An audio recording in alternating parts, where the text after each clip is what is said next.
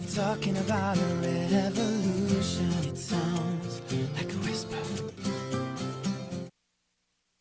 Hello, everyone. Welcome to another show of New Hampshire Citizens for Progress. Oh boy, that sounds like I'm mumbling a little bit. I had a tooth abscess, and I'm still struggling to get through that. So I haven't seen you guys from the studio for a while. Today's show is going to be about affordable housing. And actually, we're going to start off with the eviction moratoriums are ending. And there's resources out there. If you're having trouble paying the rent and due to the pandemic, there are resources available to you. They also need to show that they're at risk of experiencing homelessness, housing instability, or live in unsafe or unhealthy housing. And we have a gentleman that's actually going door to door telling people what these resources may be. So, Martin, can you tell us about yourself and what you're doing? My name is Martin. I am the Housing Outreach Coordinator at GSOP, Granite State Organizing Project, and the gist of my job is really getting to families, getting to homes, workers, families, and giving them the information programmed through the American Rescue Plan Act, resources available for families to basically be able to pay for their rent, pay for utilities, and pay for internet and other things that families need help with right now. At GSOP, what we do is we're focusing on, getting people who are on the cuffs of being evicted. Like you mentioned earlier, that on the end of this month, the last day of this month, that the moratorium will expire, July 31st. The moratorium will expire, and there is nothing that looks like it's going to be renewed. And so it's utmost important for people to know about that there's rental assistance available to help them. And so if you are watching and you know someone or your family or you yourself are in a position where you are about to get evicted, you're living in an unsafe condition, give us a call, and or you can go to capnh.org and sign up for the rental assistance. There's a rental assistance program that you're making people aware of. What's it require? This isn't the first time that's been made available. A family or an individual who's applying for it, has to be, paying rent at a residential dwelling, which the household medium income has to be 80% or less of the area median income. Say for a family of four living in Manchester, that family should be making less than 71,000. And say, for example, a person can apply. Say maybe they didn't lose hours at work. The cost of living was increased, where now they're in a financial hardship. They're then able to also, they can apply in that case. It doesn't always have to be that you lost your job. It could be that your rent just spiked high. Maybe your landlord decided to boost up the rent by another $200 or so, or $500, something ridiculous. People that are on unemployment also qualify for to be able to apply for. And the wonderful thing about this one is that you don't have to show proof of your social securities. And people who are applying with Social Security, I'm meaning like older folks who are receiving Social Security benefits, what they need to show is that they in a place where perhaps they're suffering hardship because due to COVID. I know myself. My experience was that I'm elderly. I'm disabled, so I get Social Security, and my costs, it wasn't the rent that it was increased. I used to be able to take the bus or go downtown and go shopping. There was a point during this pandemic that bus systems, they weren't available. They shut those down. So now I had to call a cab or transportation to be able to get to the places I used to either walk to, or most of the time, most things I'd take a bus. So there were increased costs. Yeah, and those are the increased costs that we're talking about. And like you mentioned, like your transportation is an increased cost. It's something that you never saw coming. Perhaps you like you said, like the buses routes weren't going the way that there was a fluctuation in how many buses were going, and on top of that, some people may have felt like, I don't want to put myself in harm's way with the current COVID's spike, and being with a group of people within a bus puts me at a higher place where I'm able to get COVID.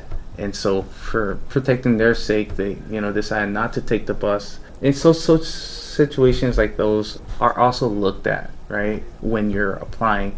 Like, for example, it's not just rent. Again, there's different other programs that are available to be able to help within that situation. Besides that, what you can do is New Hampshire legal aid, legal assistance as well. And I know that New Hampshire GSOP, I actually attended many webinars in which there was training for what the steps are that you need to take. Just because you receive a notice from the landlord that eviction is proceeding, that doesn't mean you have to leave on that day. That's when you need to know your legal rights, contact New Hampshire legal aid, unless, of course, you just want to move out and didn't want to be there to begin with. But if this is going to adversely affect your ability to live and provide for your family, you need to take steps. So we can get a hold of New Hampshire GSOP, because they've all been trained, and there's been many webinars that's been made available from the New Hampshire legal aid. And none of us are claiming to be an attorney or offer you legal advice, but they are, and they can. So call them, get a hold of them. That's what they're there for. So my name is Brandon Lemay. I am the Housing Justice Organizer for Rights and Democracy, and also for an offshoot group called the Manchester Housing Alliance. The Manchester Housing Alliance, how would people, this is a alliance of various groups working on housing in Manchester, and how would people get to them? So we have a Facebook page called the Manchester Housing Alliance. We also have meetings on the first and third Mondays of every single month, where we talk about local measures around housing, and particularly Board of Mayor and Alderman meetings. New Hampshire GSOP, boy, they've been around for a while. If you live in Manchester and you're not familiar with them, you should be. There's you need help with doing this door to door, and how can people help? If you have the time and the bandwidth, there's so many doors to knock. And to be honest, just going down just one street within different apartments, there's within one apartment alone, you're looking at close to 50 doors. There's so many grounds to cover. So if you would love to door knock and help sign people up, you can go on our website, Granite State organizing.org, give us a call, or try to get in touch with me. My name's Martin, and you just go on our website and you will be able to give us a call, leave a message, and we'll get back to you. You and I were both at the Alderman Mayor's meeting Tuesday night, and actually we both testified in regards to affordable housing. So there's been some funds made available, and it looks like the city of Manchester may apply those funds to working on affordable housing in the city. It's the biggest investment to the Affordable Housing Trust Fund in Manchester. since its inception back in the 1980s, I want to say. You were unable to attend this. That is true. And thankfully, though, if you are unable to attend meetings, you can always submit a testimony to be read out loud. So that way, even if you physically can't be there for the meeting, you can make sure that your voice is still heard. Tuesday night meeting, they passed the $3 million for the city is going into a affordable housing budget. Like as you mentioned, the funds were just voted on and was passed, makes it so that they can work on some project within the city and actually not too far away from here. They're thinking about starting a project which would give families, workers, access to new places to live. I think that we need to allow and be open to more trust funds. We need more money in the trust funds to be able to develop more properties. More buildings, more units is what we need. The affordable housing. This is actually not just a Manchester issue, not just a New Hampshire issue. In fact, as we look at housing costs and wages across the state, we see that that's an issue for the whole country. And these funds have been made available not only to the cities, but counties as well. Listen, I mean, we don't have to explain to you out there how much rent is and how you work every week and every month to be able to afford things. So your rent's supposed to be approximately 30% of your income. And that's for loan purposes, when they do your credit rating or for your ability to get a mortgage. That's what they're looking for. And one of the things that's true in Manchester is people that work in the restaurant industries, the retail industries, hotels, motels, they've been building a lot of those. Are they getting paid enough? With the recent census that just came out, shows that here within New Hampshire alone, that a quarter of New Hampshire families reported difficulty paying for usual household expenses. And that goes to show, that people are in a place where they need their hourly wages to go up. There are many reasons why we need affordable housing. We need to make sure that anybody in Manchester who works here can afford to live here as well. Or even those who are retired need to have the ability to retire with dignity, to make sure that they have enough money to make sure that they can afford to pay their rent or their mortgage. We need to make sure that the person who is serving your Dunkin' Donuts coffee can afford to actually live in this area as well. So if we're going to have an economy with a wide variance of wages being paid, we need to make sure that we have a wide range of apartments and homes available for those same people. The national data shows that in order for families to be able to, or individuals to pay for all their expenses and be able to live within a respectable means, they have to be making close to $23 an hour. And we know that in New Hampshire here, that's not the reality because the minimum wage is not up to par.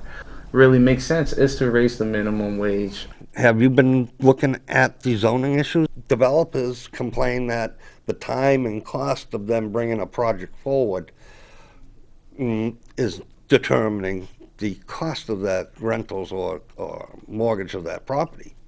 Even, developers get past the zoning issues and all the obstacles that usually stand in the way. A lot of times it seems to be the people that live within that community who may not want such a project to start or start to take shape. And the reason is because that people are usually emotionally attached to the place that they're in. And because of that, they don't really want to see any change. But the reality is that, not 2 years ago, we didn't have a Popeyes and here in Manchester. And, once the Popeyes, the business was established, people started enjoying it. People are happy because that's something they never had before. And it's the same thing when it comes to new developments. Is that at the beginning, people are against it because they themselves don't see how they're going to benefit from it. They don't see that they can. That could also be a possibility, a new place for them to be, for them to live, or for their families to also move to be close to them. So I think the reality is just like it's like you have to be open to change because you can also benefit from it. It seems to be, regardless of what it is people tend to be resistant to change. They get comfortable where they're at. Besides zoning and building these places, there's some unique organizations that are working in different ways to make affordable housing a reality. I mean, we have what Habitat for Humanities has done a few houses here in Manchester, and that's for affordable housing. And then we got neighborhood networks. Are you familiar with their program? I worked as an electrician, and I was looking to buy housing. I was looking to address my housing issue for my family. And there's neighborhood networks here in Manchester. And actually, what they did was they do a training, on budgeting and mortgage costs, how to find, how to develop your credit and resources to be able to buy that house. And by attending those classes, it actually made you available for HUD housing programs, a discounted loan. But you had to complete their classes first here in New Hampshire. There's other types of trust out there. So how they work is they'll buy a property, refurnish it, and then make it available, as we said earlier, 30% of your income. Well, that's what they try to do, so that essential workers, like we've been talking about, can afford to live in the city. So some solutions around affordable housing. As I like to say, there's not going to be one silver bullet. It's going to have to be, as we like to say at the Manchester Housing Alliance, a tapestry of solutions when it comes to affordable housing. Investing $3 million into the Affordable Trust Fund is an absolutely great start. I say the more the merrier. I hope that this is not the last significant investment in this trust fund as possible. There are also things out there like community land trusts and cooperative housing, where essentially you would have a nonprofit private entity that would steward a portion of land, whether it's a building, neighborhood block, or even an entire section of a city or town. And essentially there would be private ownership of those buildings on top of the community land trust. And there'll be certain stipulations saying, hey, if you buy a house for $300,000 in 2023 and you 10 years later want to sell it, you can only profit a certain amount.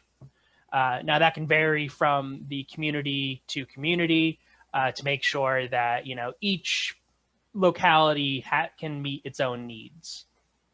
And also, I am a huge advocate of tenants unions.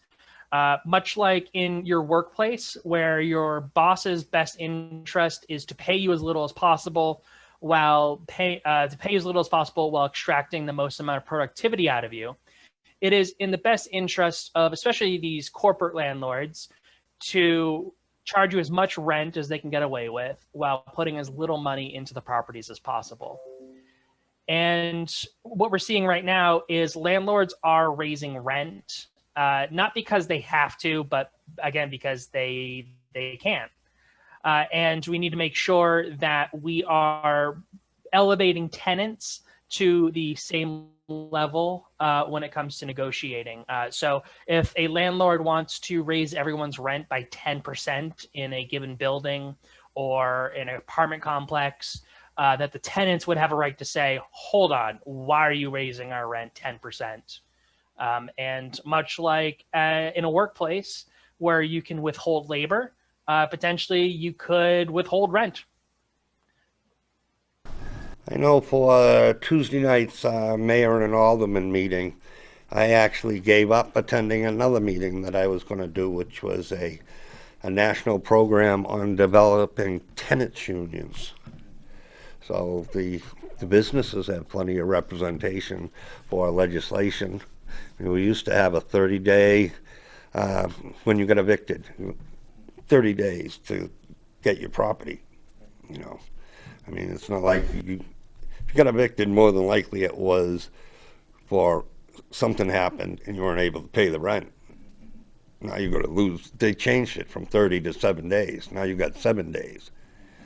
And at that point, you lose your property. Well, if you just become, you don't have housing now, you just got evicted, how do you deal with that? So there needs to be someone representing tenants as well. New Hampshire GSOP working on that? You know, we've been working on building bases, which is where it starts. It really starts at a grassroots level, and going door to door. You know, one of the things that we also do is let people know that if they are in a, you know, that we want to be able to educate, but also mobilize people to be able to stand up for themselves. In situations like that, say you're about to get evicted and you let us know, we're able to show up, surround your house, right, and stand up for you. Those are things that people really need. If you're not familiar with New Hampshire Granite State Project, they've actually been working for over a decade also in regards to, it's not just about being able to afford the housing, it's actually having housing that's safe. So they've been working on housing's inadequate. There's ceilings, light, plumbing, things that don't work. I mean, granted, it's nice to have housing. This is an old city, and not all the buildings are in good shape. Yeah, we have staffs that focus in areas where, you know, some tenants have bed bugs issues. Some of them, you know, cabinets are broken. There's water leaks that are happening in the house, or even the within the residential that they live in, some parts the grass isn't being cut. So those things are things that tenants, you know, of concerns that tenants bring up, and you know, we look into the matter, we see how we can help them build power, also connect them to the resources that are available to help make sure that those things are taken care of. If you're not familiar with New Hampshire GSOP, you should be. Visit their website. If you have time, they certainly could use assistance with volunteers. They've got several programs going. If you don't have the time and you support what they're doing, an organization like this can always use donations. Paperwork costs money, office space. I mean, you don't get these things for free. These things all have costs, and it's you supporting them that makes these programs and their ability to make this available to you. So please check out their website. For the city to be successful, for the businesses that exist in the city to be successful, they need employees that have secure housing. Prioritizing that 30% is very important. A new director, a new position within the city of Manchester, which is a director of homeless. And she's getting ready to release her recommendations coming up. This is something every community is experiencing, with high rent being going to make $24 an hour almost in every community in New Hampshire to be able to pay for a 2-bedroom apartment. And that's equal to $24 an hour. Not everybody makes $24 an hour. And people that aren't, I mean, our homeless situation is increasing. And I'm looking forward to hearing her speak. Are you getting people to watch this, or what are you working on in regards to August 3rd?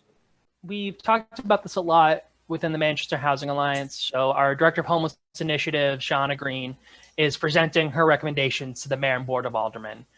And we are encouraging our members to either tune in to this meeting, which is going to be again on August 3rd. Public comments start around 7 p.m. Or physically going to that meeting if you are able to. We believe that just letting folks know that we're paying attention and that we are going to try our earnest to make sure that the city is living up to its promises. Personally, I am really excited to hear what Shauna Green has to propose. And I really want to see, what we can do to make sure that those proposals actually get worked on. So this is August 3rd, the Manchester City Hall, 7 p.m. If you want to speak or make a comment in regards to what's going on in that meeting, you need to sign in prior to 7 o'clock. I want to thank you for joining me today. I want to thank you out there for joining us. Hope you have a good day. Be safe, be healthy. Thank you. The preceding program was provided by an independent producer solely responsible for its content. The opinions expressed do not necessarily represent the views of this station, its staff, board of directors, or underwriters.